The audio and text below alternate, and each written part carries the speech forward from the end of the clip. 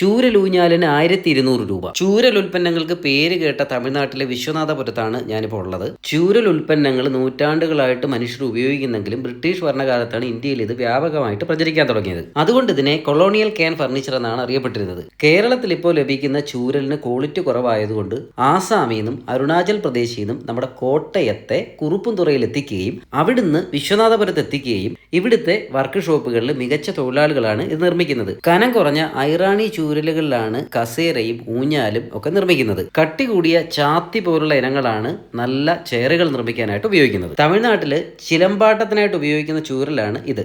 ഇത് തന്നെയാണ് കേരളത്തിൽ കളരിവടിയായിട്ട് ഉപയോഗിക്കുന്നത്. ഫർണിച്ചറുകൾ നിർമ്മിക്കുന്നതിന് മുമ്പായിട്ട് 24 മണിക്കൂർ ഇത് വെള്ളത്തിൽ കുതിർത്ത് അതിനുശേഷമാണ് ഇതെടുത്ത് ചീകി മിനുക്കി തയ്യാറാക്കി എടുക്കുന്നത്. 12 അടി നീളമുള്ള ഇതുപോലുള്ള ഒരു കമ്പ് അവര് ഇതുപോലെ ചീകി മിനുക്കി എടുക്കുമ്പോൾ 7 രൂപയാണ് ഇവർക്ക് ലഭിക്കുന്നത്. ഇതുപോലൊരു ഊഞ്ഞാലിന്റെ പണിക്കൂലി 1200 രൂപയാണ്. ഈ ഊഞ്ഞാലിന്റെ വില 2500 മുതൽ 3500 രൂപ വരെയാണ്.